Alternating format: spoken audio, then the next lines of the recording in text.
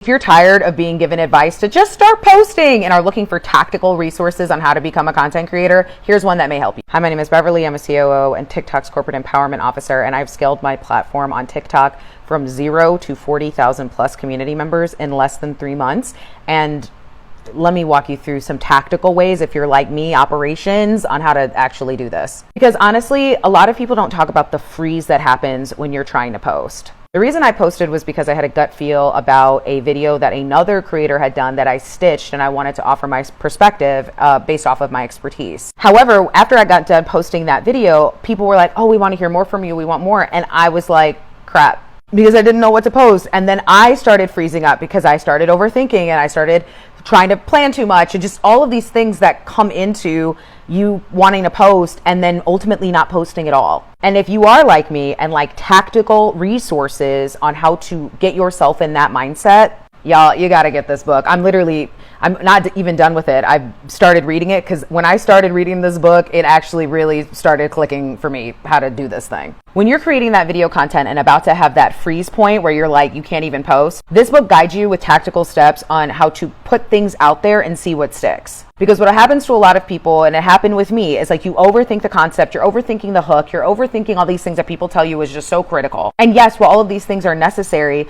what actually matters is output. But how do you output if you know that these other things matter? It's overwhelming. One of the examples that I really like in the book is they talk about how like this one person had spent like 2 years working on a website. And after they had spent all this time and money working on this website, they go to market and nobody was visiting the website. Despite all the marketing, despite 2 years of investment on this website, nobody was buying the products. And so what they're teaching you is you're ready to become a content creator, fire, just put ish out there, and then aim based off of what your audience is reflecting back to you. So if even the decision on how to pursue content creation is overwhelming to you because you're like, I don't know what to focus on, allow your community to guide you. And that has helped me a lot as well, where I will ask them, what videos would you like to see from me? And they'll tell me, so I'll put it in my video backlog. And now I have so many videos that I can pull from because as I was listening to my community, I'm now making content that they like, and then it's symbiotic and it's mutual, as opposed to you trying to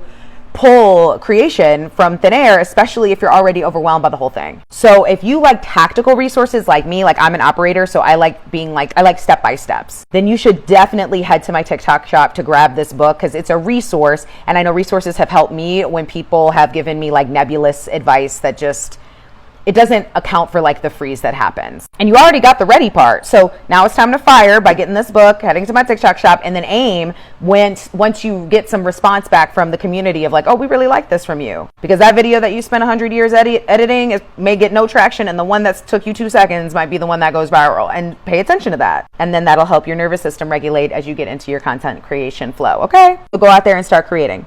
The number one phrase to calm down any argument is easy. You're right. That's it. You're right.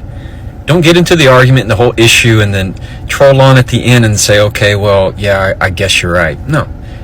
Take that conclusion at the end and put it at the front door. You're right. I could have handled that differently. You're right.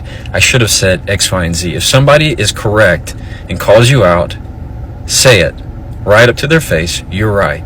That phrase brings such a level of comfort and ease and just a sense of relief to the other person that recognizes that the argument is complete. The issue is done. So if there's ever any kind of tension and they're right on it, say so right at the front. Follow me. At a C-suite, when an introverted person has done this at a networking event, I have always remembered them more than when I have met with those folks who are working the room. Hi, my name is Beverly. I am a COO and your Chief Empowerment Officer. If you are somebody who is more introverted, or maybe you suffer from social anxiety, or maybe just social events in general are difficult for you, one intentional 15-minute conversation with me beats 20 superficial conversations at a networking event. And as somebody who goes to these events often, it is so refreshing when someone has approached me because they have done their research, are intentional with me, as in they are being thoughtful. I can tell that they're actively listening, not listening to respond. I can tell when they are paying attention. And not only that, I'm excited now because I'm having a thoughtful conversation with someone.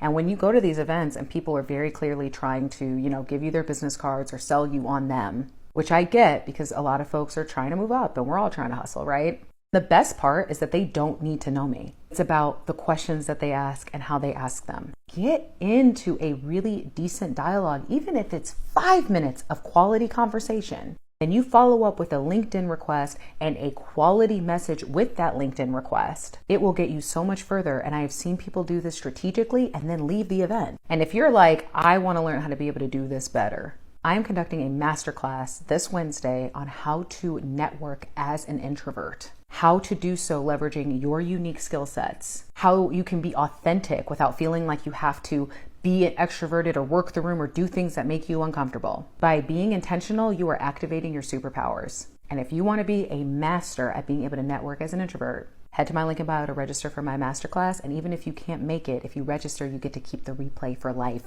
Authenticity wins every time. And since you're a winner, I better see you in class. How to handle people who dominate conversations. When a person starts to dominate or monopolize a conversation, it's no longer a conversation, but a monologue. And I didn't buy a ticket to hear it.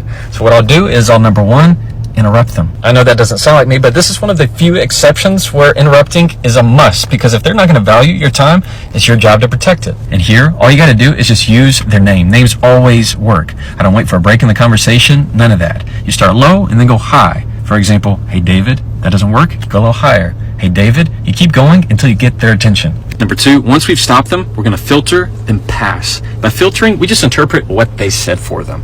For example, I hear you saying that you don't like the budget cuts from last week. I totally get that. Then we're going to pass it. I like to hear what Megan has to say about this. Or, in my opinion, the budget cuts were X, Y, and Z. And number three, if they're still wanting to dominate the conversation, then you got to put a time limit on it. What I'll say is something like, hey David, I got like 2 minutes and then I got to bounce and knock some stuff out. Whatever time you give, you have to stick to it. And that's how you deal with somebody who's dominating the conversation. So try that and follow me. If you are somebody who wants to support Black-owned businesses this week, especially for Black Friday, and you want to give back to somebody who is still in need of a job, here's one resource that you can support that you may not even realize exists. Hi, my name is Beverly, and I am your Chief Empowerment Officer. And I am launching a very special Black Friday giveaway. Here's how it works. For every dollar that I raise this week, I am matching that amount with career services support. This is an equal value giveaway to someone or people who truly need it. As a Black woman and an entrepreneur, it has meant everything to me to continue to scale this platform. As a Chief Operating Officer, I have dedicated this platform to empowering you with real tools and real tips that'll help you and hundreds of other folks like those in my community actually land interviews and jobs. Here's how it works. For every dollar I raise for my business to continue to do this impactful work, I am matching that amount with real career services support. So for example, if by Saturday I raise $1,000